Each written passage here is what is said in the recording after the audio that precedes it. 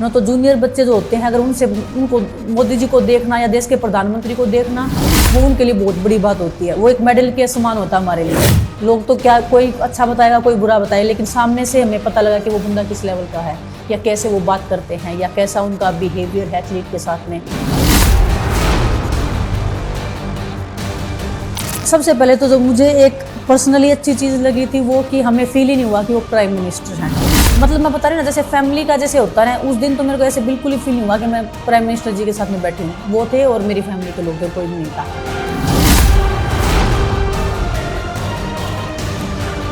और विनेश, ये तो मेरे ही परिवार की है।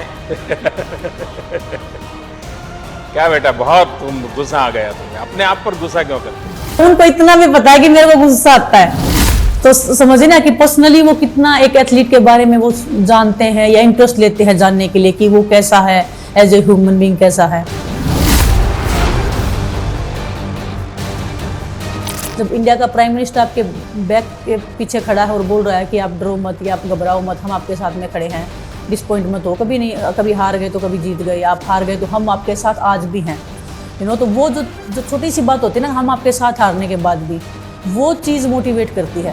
उनके जो चमक थी ना फेस पे, मैं खुद शौक में थी कि मैं इतनी यंग हूँ, मेरे फेस पे इतनी चमक नहीं है, इतना क्रीम लगाती हूँ मैं और वो बिना कुछ भी किए उसके बाद भी वो चमक रहे हैं। तो मतलब कि क्या था ये। 2016 में रियो ओलंपिक्स जाने से पहले हम, मतलब उन्होंने पूरी इंडिया टीम जितनी भी जा रही थी तो उनके साथ उन्होंने मुलाकात की थी, तो तभी हम पहली बार मिले थे। 2016 में रियो ओलंपिक्स से पहले जब मैं मिली तो मेरे लिए बहुत बड़ी बात थी। तो जूनियर बच्चे जो होते हैं, अगर उनको मोदी जी को देखना या देश के प्रधानमंत्री को देखना, वो उनके लिए बहुत बड़ी बात होती है। वो एक मेडल के समान होता है हमारे लिए। लोग तो क्या, कोई अच्छा बताएगा कोई बुरा बताएगा, लेकिन सामने से हमें पता लगा कि वो बंदा किस लेवल का है, या कैसे वो बात करते हैं, या कैसा उनका बिहेवियर है एथलीट के साथ में। स्पोर्ट्स पर्सन के लिए वो कितना पॉजिटिव है या कितना प्रोटेक्टिव है। तब उन्होंने मुझे इन्वाइट किया था कि पूरी फैमिली के साथ मिलना, तब मैं अपनी फैमिली के साथ भी उनसे मिल के आई थी। सबसे पहले तो जो मुझे एक पर्सनली अच्छी चीज़ लगी थी वो कि हमें फील ही नहीं हुआ कि वो प्राइम मिनिस्टर हैं। मतलब मैं बता रही ना, जैसे फैमिली का जैसे होता है, उस दिन तो मेरे को ऐसे बिल्कुल ही फील नहीं हुआ कि मैं प्राइम मिनिस्टर जी के साथ में बैठी हूँ। वो थे और मेरी फैमिली के लोग थे, कोई भी नहीं था। तो मतलब इतना हंसी मजाक कर रहे थे हम लोग कि फिर उन्होंने मतलब ऐसे ही की। फिर उन्होंने बताया मैं नवरात्रे करता हूँ, किया है अभी जस्ट, क्योंकि हम मिठाई लेके गए थे तो हम खिलाने की बोल रहे थे। तो काफ़ी इंस्पिरेशन, मतलब मेरे को भी ऐसे लगा कि अगर ये नवरात्रे करे तो हम क्यों नहीं करते। जैसे हम कंपटीशन के बाद में, जैसे कंपटीशन से पहले जब वो बात करते हैं मेरी फैमिली में बैकग्राउंड कैसा रहा है, या मैं कौन से कंपटीशन में मैंने मेडल जीता है, या कोई भी एथलीट है मेडल जीत के आने के बाद में कौन सी कंट्री से उसने विन किया था, कैसे विन किया था, लास्ट के 10 सेकंड में उसने विन किया था या लॉस किया था, तो वो सब उनको पता है। तो कई बार तो मुझे भी ऐसे, मतलब एक हर एक एथलीट को ऐसे लगता है, कई बार हमारा जैसे एथलीट के साथ में बातें हुई हैं कि मतलब इतनी शार्पनेस के साथ में कोई कैसे याद रख सकता है। उनके पास एक तो है नहीं कि स्पोर्ट्स का ही मुद्दा है, चलो ठीक है स्पोर्ट्स पे काम कर रहे हैं, इतनी ज़्यादा चीज़ें उनके साथ में, पूरे देश को हैंडल करना, हर एक मुद्दे के ऊपर अलग अलग सिस्टम के ऊपर काम करना पड़ता है, बट फिर भी इतना शार्पनेस के साथ में। और एक अच्छा लगता है हमें कि स्पोर्ट्स में उनका इतना इंटरेस्ट है। अच्छा लगता है कि किसी कंपटीशन से पहले या बाद में वो बात करते हैं, फैमिली को भी इंक्लूड करते हैं। तो मेरी फैमिली को जब ओलंपिक से जाने से पहले मेरी मम्मी को इनको बैठाया तो सब इतने, अच्छा मोदी जी बात करेंगे, मतलब हाँ तो तो उनके लिए भी काफ़ी बड़ी बात होती है कि उनको फेस टू फेस बात करना, और इतने अच्छे से बात करते हैं हर एक फैमिली मेम्बर के साथ में। तो वो एथलीट के लिए, मतलब हम एथलीट के लिए प्राउड की बात होती है। टोक्यो से पहले, ओलंपिक्स जाने से पहले मेरी फिजियो का कुछ इश्यू हुआ था, उनका एक्रेडिटेशन का कुछ प्रॉब्लम हो गया था, तो उन्होंने पर्सनली उसमें इंटरेस्ट लिया था कि अच्छा उन तक बात गई थी कि विनेश के साथ में ऐसा ऐसा हो रखा है। उन्होंने क्लियरली बोल दिया था कि जितने भी हमारे टॉप एथलीट हैं जिनके ऊपर आपको ये उम्मीद है कि ये मेडल लेके आ सकते हैं, उनको जो भी चाहिए उनको मिलना चाहिए। तो जो अपना स्पोर्ट्स मिनिस्ट्री था, उन्होंने जितने भी जो उनके ऑफिशियल्स थे सबको उन्होंने बैक कर लिया था कि कोई भी नहीं जाएगा, सिर्फ सपोर्ट स्टाफ जाएंगे एथलीट के साथ में। तो वो मेरी फिजियो का मिस हो गया था, तो उनका पीएमओ हाउस से मेरे को फ़ोन आया कि पीएम सर ने बोला है कि जितना भी पावर है लगा दीजिए, लेकिन इसका फिजियो ज़रूर जाना चाहिए। तब मेरे को इतना रिलीफ मिला ना कि इतनी ऊपर तक बात गई हुई है, मतलब मेरी फिजियो की, कि उन्होंने पूरा कोशिश किया, वो नहीं हुआ क्योंकि फिर वही है कि जापान का काम करने का सिस्टम अलग था, उस लिस्ट में नाम नहीं था, तो वो नहीं हो पाया। लेकिन पूरी पावर लगा दी थी एक एथलीट के फिजियो के लिए। तो तो आप समझिए वो कितना इंटरेस्टेड थे ओलंपिक्स में मेडल दिलाने के लिए एथलीट को या सपोर्ट करने के लिए।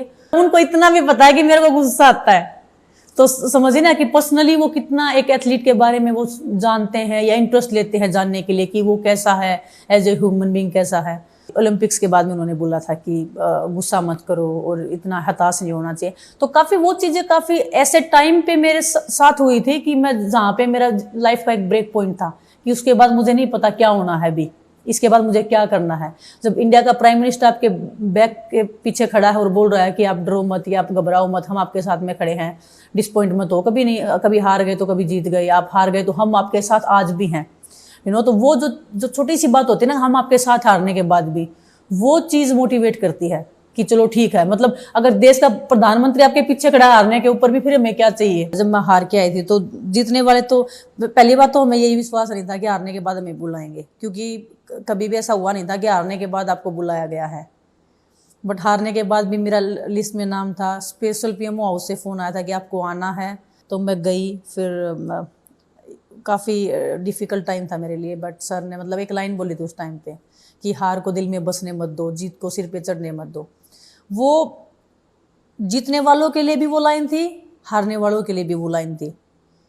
तो सभी एकदम से कि मतलब अच्छा, इतने बड़े अगर बंदे से, जो देश का प्राइम मिनिस्टर है, जो इतना पावरफुल है, जो जिसकी बातों का मैटर करता है हम एथलीट के लिए, उनका ऐसा बोलना, ऐसे टाइम पे बोलना, तो दोनों खिलाड़ियों मतलब जीतने वालों को हारने वाले को एक साथ मिक्स करके एक ऐसी बात बोल दी कि जीतने वाले भी अलर्ट हो जाए, हारने वाले भी अलर्ट हो जाए। मैं खुद पूछ रही थी उनसे, मैंने उस दिन पूछा था कि मैं सर आप पूरा दिन काम करते रहते हो, आपको टाइम कैसे मिलता है इतना फिट रहने का, क्योंकि बिल्कुल ऐसे फिट दिख रहे थे।